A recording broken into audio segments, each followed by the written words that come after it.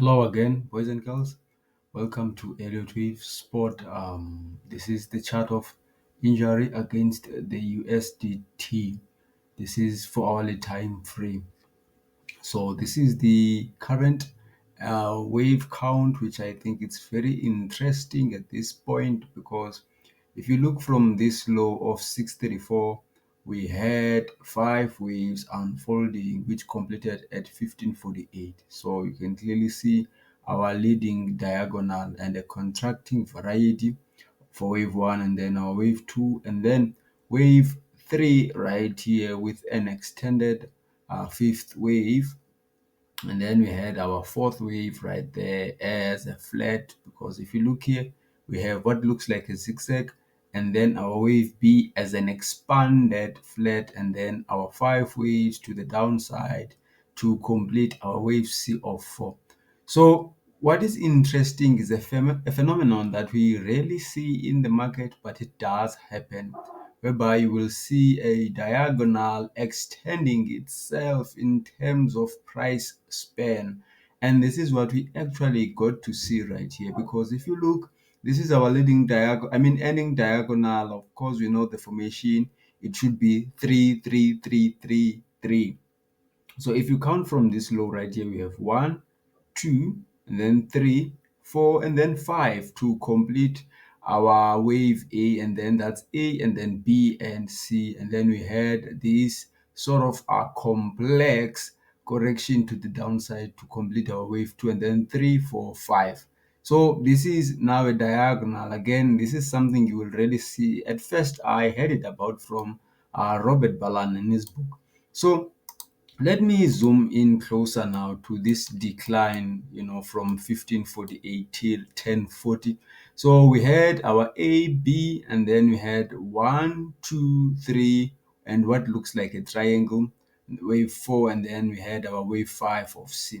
So this is not so seldom within the cryptocurrency market, given that it's an over leveraged market for, let's say, this is what we call a disproportionate, but it's still understandable, again, because the crypto market is relatively new and it's over leveraged. Again, I should emphasize that part. So things like these are what we call deviations, or should I say things that rarely occur, but it's not that they not occur, they do. So this is one of those moments right here. So I labeled that zigzag to the downside as wave W, and then an expanded flat wave X, and then we saw again five waves to the downside for wave A, B, and then C. So if you're struggling to count, that's your wave one, and then your wave two as a running flat because it did not take out this high of wave A, and then that's your wave three, 4, and you can see there's no overlap between this high as well as this low right here of wave 1. So again, no rules broken. The wave 3 from here to down there is not the shortest, because you can see from here to there, that's the shortest move. And then we had 5 waves to the downside to complete wave 5 of A. So we saw another running, expanded flat, because I think it did exceed this low as well as the 105% of this wave A right here. So maybe someone might have said, well, maybe this is 1, 2, and then 3, and then a possible triangle 4. Well, I would disagree with that, but I think that's still valid. But I want to stick to this one right here of an ABC. So I think we might have bottomed right now for either wave 2 right here, or wave A of a bigger flat, let's say maybe running flat, or expanded or regular. It will depend on what the market will show us, but you know that in wave 2 we can never ever have a triangle. So a triangle scenario in this case is definitely out, not unless we just say A, B, C, and then that's W, X, and then maybe let's say this decline right here is wave A of a triangle, which is going to be big. So I don't want to keep that at the back of my mind, because it's going to be a bigger triangle while our wave W is small. So wave Y right here as a triangle will be very big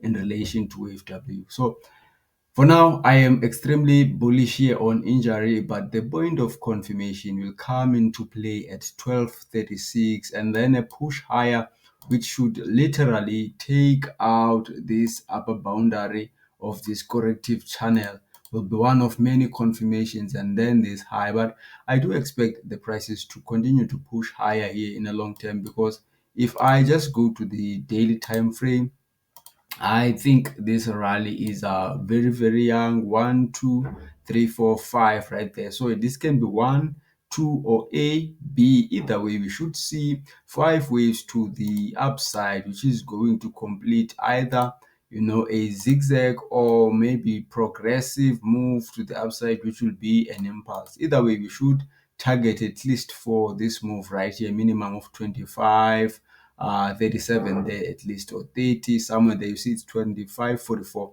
So that does it for me today, ladies and gentlemen. Have a good one.